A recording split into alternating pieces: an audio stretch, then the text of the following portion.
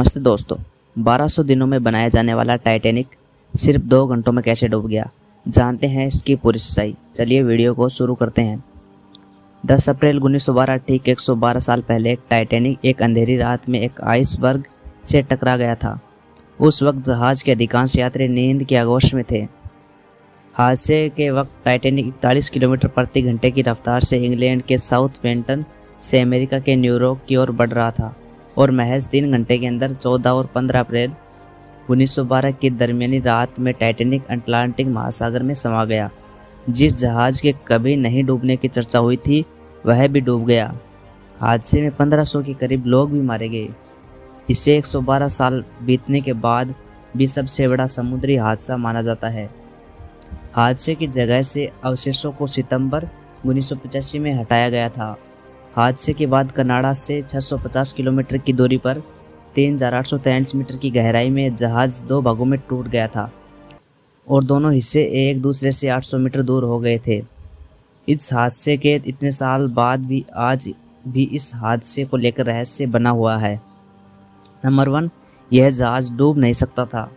इस विशालकाय जहाज के बारे में कहा गया था कि यह कभी नहीं डूब सकता। ईश्वर भी इसे डुबा नहीं सकते। इस भरोसे की अपनी वजह थी।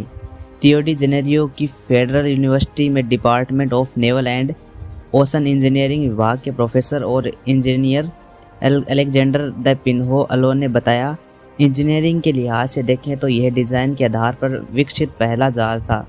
जहाज में कई वाटर टाइट कंपार्टमेंट बनाए गए थे, यानी अगर जहाज का कोई कमरा पानी से भर जाए तो वह दूसरे कमरों को डुबा नहीं सकता था। इस जहाज को तैयार करने के दौरान कुछ मुश्किलें भी हुई थी। जहाज की ऊंचाइयां कितनी रखी जाए ताकि बिजली के तार और पानी के पाइप ठीक से काम करते रहें, इस पर काफ़ी सोच विचार हुआ था।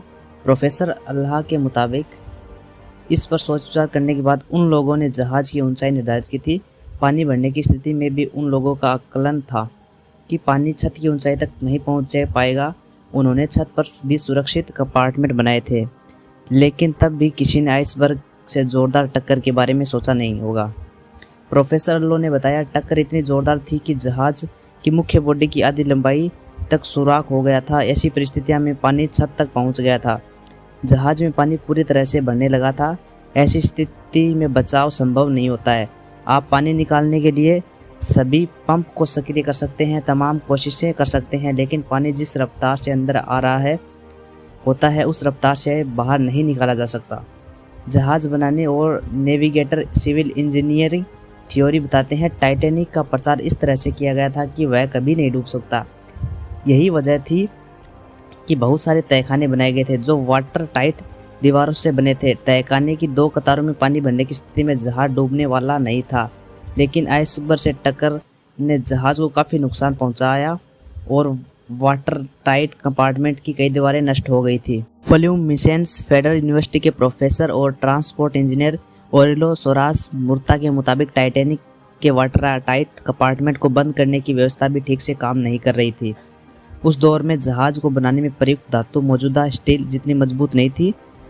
सोरास मुर्ता ने बताया, जोरदार टक्कर के बाद जहाज के ढांचे में भी बदलाव आ गया था। दरवाजे बंद नहीं हो रहे थे, वे फंस गए थे। उस वक्त भी टाइटैनिक शुद्ध स्टील से बनाया गया था, लेकिन तब का स्टील आज के स्टील जितना मजबूत नहीं होता था। साओ पाउलो के मैकेंजी प्रेस्बाइरियन यूनिवर्सिटी के प्रोफेसर और धातु विज्ञान के इंजीनियर जॉन वेतावुक बताते हैं कि 1940 के दशक तक समुद्री जहाज की मुख्य बॉडी धातु के शीट से बनता था। हालांकि बाद में इन जहाज़ों की मुख्य बॉडी बनाने में धातुओं को पिघलाकर इस्तेमाल किया जाने लगा। वेतावुक बताते हैं, तब से लेकर अब तक तकनीक और सामग्री काफ़ी बदल गई।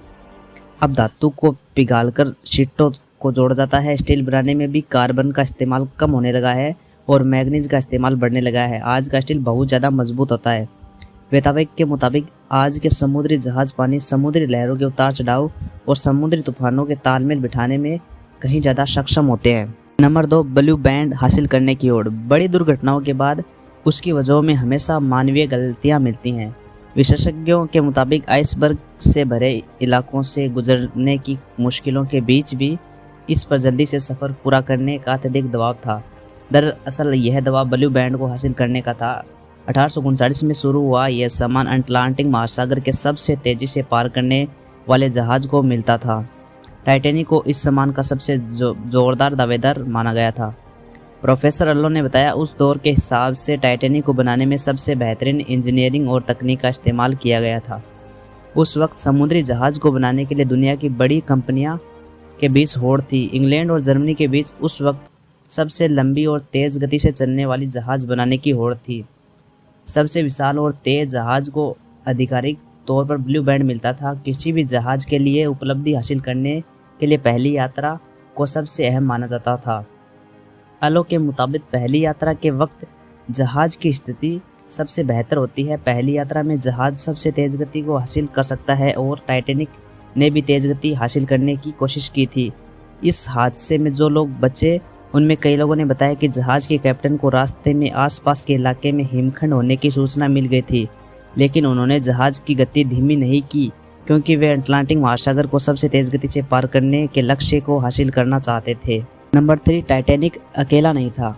टाइटैनिक जहाज के अंदर बनाया गया जिम जमे इमेज कैप्शन टाइटैनिक जहाज के अंदर बनाया गया जिम।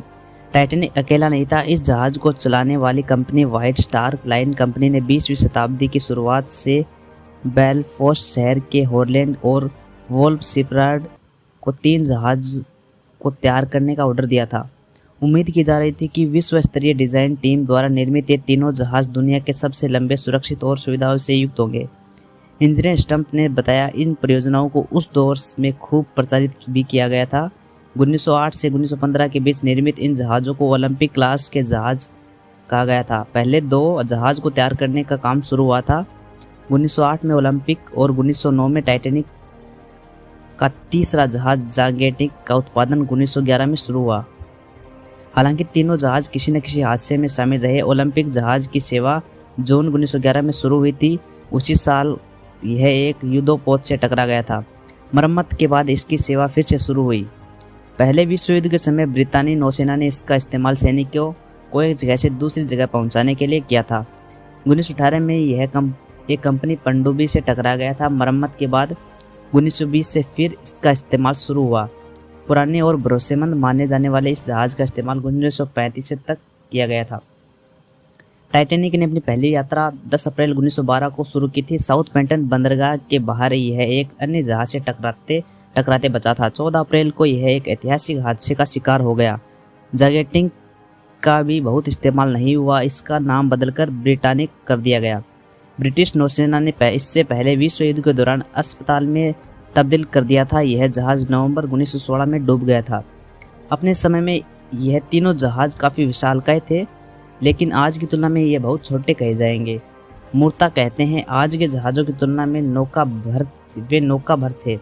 टाइटैनिक की लंबाई 269 मीटर थी। चालक दल और यात्रियों को मिलाकर इस पर करीब 3300 लोगों के ठहरने की सुविधा थी। आज का सबसे बड़ा समुद्री यात्रियों का जहाज वंडर ऑफ द सी है, जो 362 मीटर लंबा है। इस पर जहाज चालक 2300 सदस्यों के साथ 7000 यात्रा कर सकते। नंबर 4, इतनी मौतों की वजह क्या थी? टाइटैनिक हादसे में करीब 1500 लोगों की मौतें हुई थी।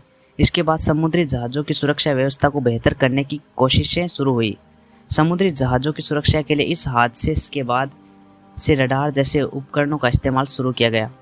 टाइटैनिक हादसे के सुरक्षा के प्रावधानों पर जोर दिया गया। टाइटैनिक हादसे में बहुत सारे लोगों की मौत इसलिए हुई थी क्योंकि उनके लिए लाइफ बोट नहीं थी। प्रोफेसर अल्लो बताते हैं, यह जहाज कभी डूब नहीं सकता था।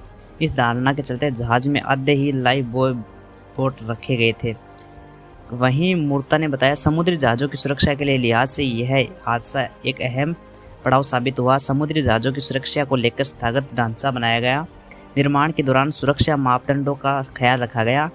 उसको लगातार बेहतर करने की योजना पर काम किया गया। आज के समय में रडार और सोनार तो काफ़ी पहले आइसबर्ग का पता लगाते हैं। आज समुद्री यात्राओं के दौरान समुद्र मैपिंग या समुद्री यात्राओं के चार्ट कहीं ज़्यादा आधुनिक रूप से मौजूद हैं।